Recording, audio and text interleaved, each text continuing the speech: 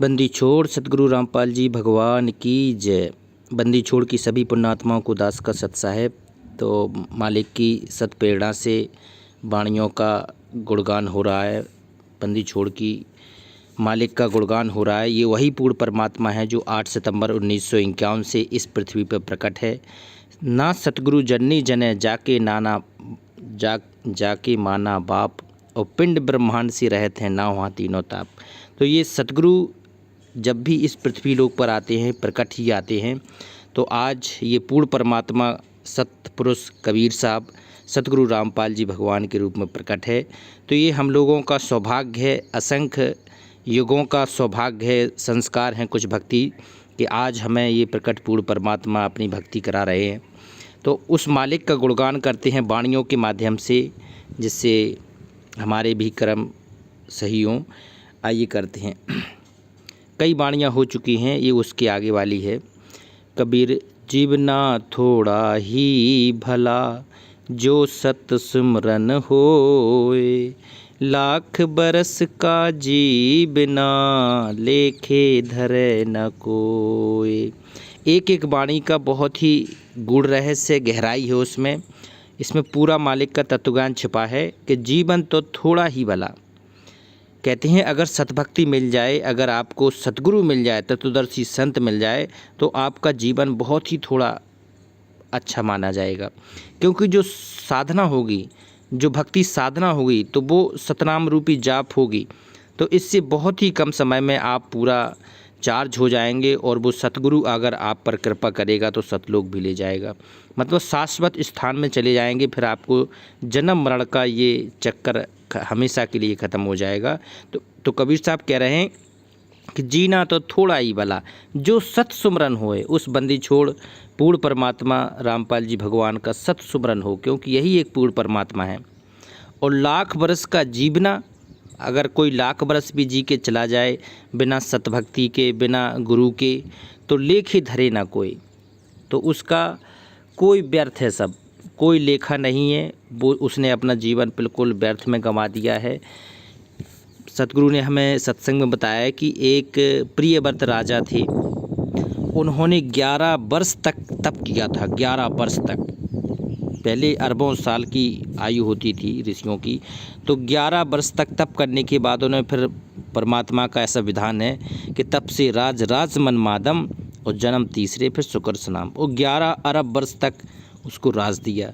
जब लास्ट में जब काल की दूत, यम की दूत आए उसको लेने के लिए, तो उसने कहा एक श्वास और ले लेने दो। तो उसको एक सांस और नहीं लेने दी थी। तो ऐसा है कि क्योंकि उसका व्यर्थ गया जीवन। अगर 70 अरब वर्ष उसने राज भी कर लिया तो क्या किया, क्योंकि साधना की नहीं, सतगुरु बनाए नहीं, सतभक्ति की नहीं, तो उसका जीवन तो बेकार चला गया ना। शुरू में मालिक हमारे सतगुरु गांव-गांव में जाते थे। तो वहाँ पर क्या था, एक परिवार में सत्संग मालिक को पाठ करना था। वहाँ उसका जो वृद्ध था, बूढ़ा था, वो थोड़ा चिड़चिड़ा टाइप का था, उल्टा ही था। उसको इन कामों से बड़ा चिढ़ छूटता था। तो वो अपने ऊपर अटारी पे बैठ के सत्संग सुनने लगा। हुक्का पी रहा था, साथ में हुक्का पीता रहा। उसकी बहू थी ना, वो भगत थी, उसने पाठ रखवाया था। तब वहाँ पर देखा गया कि जब एक दिन सुना तो उसको ये ज्ञान थोड़ा हटके लगा। दूसरे दिन सुना तो उसकी आत्मा, परमात्मा का शब्द है, परमात्मा के शब्द से आत्मा निर्मल हो जाती है, उसके हृदय में बिल्कुल निर्मलता आई। तीसरे दिन ऊपर से उतर के नीचे आया तो बहू ने कहा कुछ कुबद्र बोलेगा, लेकिन कुबद्र नहीं बोला। उसने सीधे पैरों पे गिर के बुरा कि मालिक अब हमारा क्या होगा, 70 साल पूरी उम्र निकल गई, हमने इतनी ज़मीन बना दी, इतने मकान बना दिए, लेकिन अब हमारा क्या होगा। ये ज्ञान हमने कभी सुना ना, कभी सुनने को मिला। तो सतगुरु ने हमारे क्या कहा था, सतगुरु ने कहा कि हे पुण्यात्माओं, अभी लास्ट का अगर आपका जीवन अभी तो कुछ नहीं गया, जैसे कुएं में बाल्टी अगर गिर जाती है तो उसको अगर लास्ट में भी पकड़ लिया जाए तो क्या जाता है, कुछ नहीं जाता है। इसलिए अगर आप अपने जीवन में, अगर अंतिम जीवन में भी सतभक्ति मिल जाए तब भी कुछ नहीं जाता है। बाद में फिर मालिक ने बताया कि वो 15 वर्ष और जिया आगे, उसने पूरी सतभक्ति करके सतलोक गया। तो ये कहते हैं कि जीवन तो थोड़ा ही भला, अगर थोड़ा भी जीवन में अगर आपको सतभक्ति मिल जाती है तो वो बहुत बड़ा है। जो सत सुमरन होए और लाख बरस का जीवना लेखे धरे ना कहे, उसका कोई मतलब नहीं है। कबीर कहता हूँ कह जात हूँ, सुनता है सब कोय, सुमरन सो भला होएगा, नातर भला न होए। देखो वाणी में कितना गहराई है कि कहता हूँ कह जात हूँ, सुनता है सब कोई। अब जो हम लोग भगत हैं, गांव-गांव जाते हैं, सबको प्रेम से बताते हैं कि सतगुरु हमारे परमात्मा हैं, सतगुरु का ज्ञान पूर्ण परमात्मा का है, कबीर साहब भगवान हैं, एक ही भगवान है जिसने सृष्टि रची, वो तीनों लोकों में विचरण करके सबका धाड़ पोषण कर रहा है, ये हमारे बंदी छोड़ है, ये सतगुरु ही प्रकट पूर्ण परमात्मा है। लेकिन कोई मानता नहीं है, सुनता नहीं है, और जवाब भी हम लोगों को उल्टे ही मिलते हैं। तो कहते हैं कहता हूँ कह जात हूँ, सुनता है सब कोय, और सुमरन से भला होएगा। यहाँ सतगुरु ने स्पष्ट कर दिया है कि सुमरन से भला होएगा, ना तो भला ना होए। सुमरन मतलब सतभक्ति का, जो सतभक्ति का जो सतनाम रूपी जाप है, परमात्मा ने बता दिया कि उससे ही सुमरण होगा, उससे ही सब कुछ होगा। दृढ़ भगत सबसे पहले अपना काम करें। कहती कहता हूँ कह जात हूँ, सुनता है सब कोई, और सुमरन से भला होएगा, ना तो भला ना होए। तो जो सुमरन है ना, ये बेस है। परमात्मा ने ये बताया कि सबसे पहले आप उठें तो मंगलाचरण करें, इसके बाद दूसरा काम करके जाप कर लें कुछ 10-15, इसके बाद नित्य नियम कर लें। एक पूरा प्रोसेस परमात्मा ने बताया है कि सुमरन विधिवत हो, सुमरन का टाइम टेबल क्लियर हो, और सुमरन से ही ये पार होता है, मोक्ष की प्राप्ति होती है। तो सुमरन से भला होएगा, ना तो भला नहीं होए, नहीं तो इससे कोई भला नहीं होता। कबीरा हरि की भक्ति बिन और धिग जीवन संसार, धुआं का सा धौले हरा और जात न लागे बार। कबीरा हरि की भक्ति बिन, यहाँ हरि मतलब परमात्मा, सतगुरु परमात्मा। बंदी छोड़ बता रहे हैं कि अगर आपको वो सतगुरु मिल गया है तो उसकी भक्ति के बिना, जैसे आज वर्तमान में सतगुरु रामपाल जी भगवान हैं, तो इनकी भक्ति के बिना धिग जीवन संसार, धिग का अर्थ होता है धिक्कार है उस जीवन को, बिना सतभक्ति वाले जीवन को धिक्कार है। कि कबीरा हरि की भक्ति बिन धिग जीवन संसार, उसका इस संसार में जीवन में धिक्कार है जिसने सतगुरु की भक्ति रूपी जहाज पर ना बैठकर कोई अन्य काम करने लगा। भक्ति भी करना है तो हमें अपने सतगुरु की करना है, आराधना करना है तो सतगुरु की करना है, पूजा करना है तो सतगुरु की करना है, भोग भी लगाना है तो सतगुरु को लगाना है। सारी क्रियाएं हमें वर्तमान में केंद्रित करना है अपने बंदी छोड़ सतगुरु रामपाल जी भगवान के निमित्त। तो कहते हैं कबीरा हरि की भक्ति बिन धिग जीवन संसार, और धुआं कासा धौल हरा और जात न लागे बार। धुआं जो पहले होता क्या था कि जब धुआं करते थे तो ऊपर से पूरा भर जाता था, दिखता था कि धुआं ही धुआं है। धौल हरा मतलब पूरा भरा हुआ दिखता था, उसमें कहीं कोई सामान भी रखा है तो वो भी नहीं दिखता था। तो यहाँ कबीर साहब बता रहे हैं कि धुआं कासा धौल हरा, और हवा चलती थी तो जात न लागे बार, हवा चलने के बाद तुरंत वहाँ से वो भाग भी जाता था धुआं। तो ये जीवन भी परमात्मा बता रहे हैं कि धुआं जैसा ही है, वो धौल हरा आपको लगता है, आपको लगता है कि सब भरा भरा है। आप अपने परिवार, संपत्ति, कोठी, कार, पत्नी, बच्चों में इस हिसाब से फिट हो गए हो कि ये धुआं का सा धौल हरा है, और पता नहीं कब आपका क्षण जीवन नष्ट हो जाए तो फिर क्या होगा। तो शरीर तो यहीं छूटेगा ही, लेकिन वो जो संस्कार लेके जाएंगे उससे लक्ष्य और राशि भोगनी पड़ेगी। तो ये बहुत ही बड़ी बात है कि इसको किसी भी तरह इसको कम हो, ख़त्म हो। भक्ति भाव भादो नदी, सभी चले गहराए, और सरिता सोई जानिए, जेठ मास ठहराए।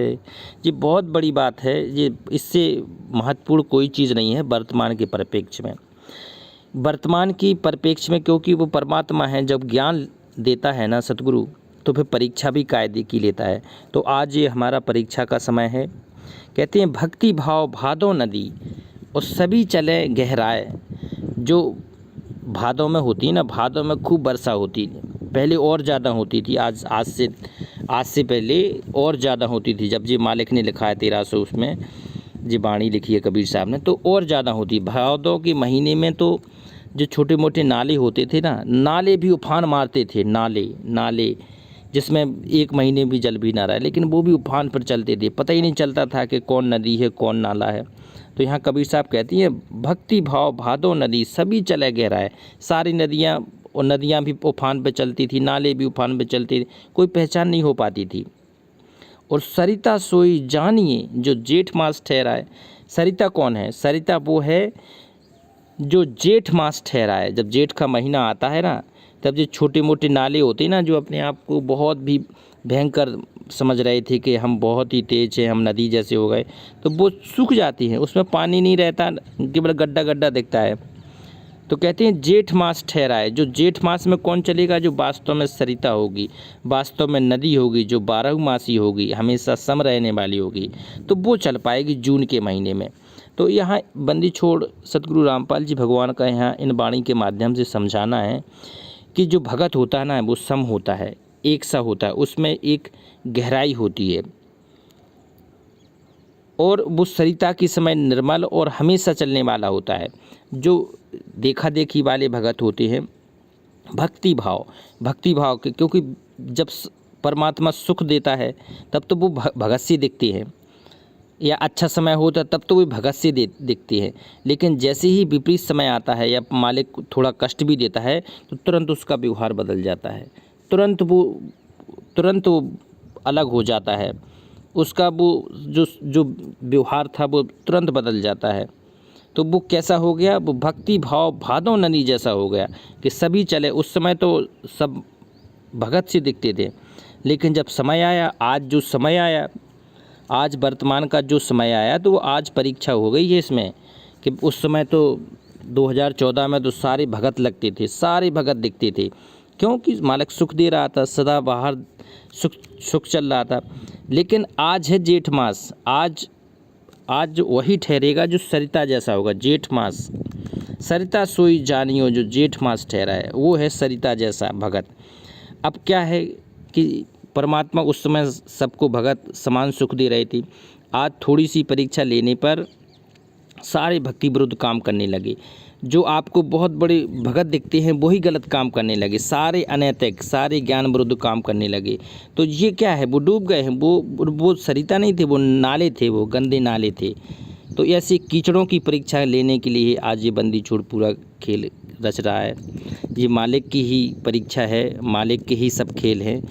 कोई पूर्ण परमात्मा को कोई अब बिठा के नहीं रख सकता है, आगे सब कुछ क्लियर हो जाएगा, ये मालिक के ही खेल हैं।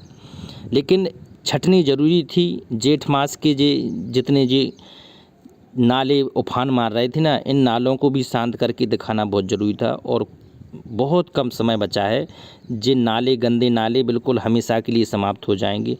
केवल सरिता चलेगी बंदी छोड़ की, निर्मल होकर चलेगी, सदा बहार चलेगी, 12 महीने चलेगी, एक सी चलेगी, और भगत भी एक सी भक्ति करा करेंगे। तो भक्ति बीज बिन से नहीं, जो भक्ति का बीज होता है उसका कोई विनाश नहीं कर सकता है। आए पड़े सो झूल, उसको कितनी भी 100 विपत्तियाँ आ जाएं, उसको कितनी भी उसको परेशानियाँ आ जाएं, वो ये भक्ति मार्ग नहीं छोड़ सकता है, किसी भी कीमत में भी नहीं छोड़ सकता है। क्योंकि ये मालिक ने कहा है कि द्वार धनी के पड़े रहो, धक्के धनी के खाओ, और 100 काल झकझोर ही पर ये द्वार छोड़ ना जाओ। जिसको ये समझ में आ गया, ये भगवान समझ में आ गया, ये ज्ञान समझ में आ गया, तो वो तो कहते हैं जो भक्ति बीज होगा ना, तो वो डटा रहेगा, अंतिम श्वास तक डटा रहेगा। क्योंकि मालिक ने एक जगह लिखा है कि टूटी खाट और फटा जहंगा, और पड़े रहो दरवाज़ा, और ब्रह्मा विष्णु महेश सुनो काल के गाजा, और चढ़ले नाम जहाजा। अगर ये तुम्हें कहती हैं जब तुम सतभक्ति जहाज पे आओगे, ये तीनों बिल्कुल तुम्हारी बिल्कुल विपरीत हो जाएंगे। शुरू में तो फिर ये परीक्षा लेने के लिए कुछ करेंगे ही, तो मालिक ने कहा टूटी खाट, अगर आपके पास टूटी खाट है और फटा झेंगा है तब भी पड़े रहो दरबारा, और ब्रह्मा विष्णु महेश सुनो काल के गाजा। और कहे कबीर सुनो भाई धर्मदास, चढ़ ले नाम जहाजा, नाम की जहाज है ना जो, उसको उस पे चढ़े रहना। तो कहते हैं भक्ति बीज बिन से नहीं, उसका ना तो कोई विनाश हो सकता है ना वो छोड़ सकता है। और आए परे सो झोल, अगर सैकड़ों अगर परेशानी आ जाएं, आपत्तियां आ जाएं, तब भी वो इस मार्ग को नहीं छोड़ सकता है। क्योंकि जो कंचन बिष्टा पड़े, कंचन होता है सोने का, अगर उस पर कोई बिष्टा मतलब लैट्रिन कर दे, टट्टी कर दे, या कोई गोबर डाल दे, उसको गंदा कितना भी कर दे, तो जो कंचन बिष्टा पड़े, बिष्टा मतलब होता है लैट्रिन टट्टी,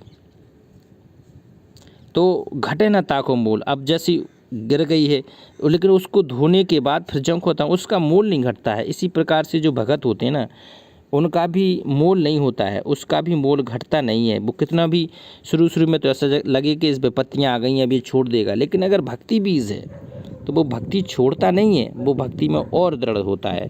तो यही बंदी छोड़ ने बताया कि सबको इसी तरह के भक्त बनना है कि विपत्तियों को भी झेलते हुए इस बंदी छोड़ के सहारे बने रहें। ये पूर्ण परमात्मा है, एक दिन देखना पूरा विश्व झुकेगा, सारा विश्व बंदी छोड़ की शरण में होगा, ऐसा हमारा मानना है। और ये बंदी छोड़ ने कहा है तो 100% ऐसा होना है, क्योंकि मालिक कुछ तो अब करेगा, कुछ तो अब कुछ ना कुछ तो ऐसा होगा कि जिसको पूरी दुनिया को परमात्मा की ज़रूरत होगी, हमारे सतगुरु की ज़रूरत होगी। तो एक बार मालिक का जयकारा लगाएंगे। बंदी छोड़ सतगुरु रामपाल जी भगवान की जय। सत साहेब।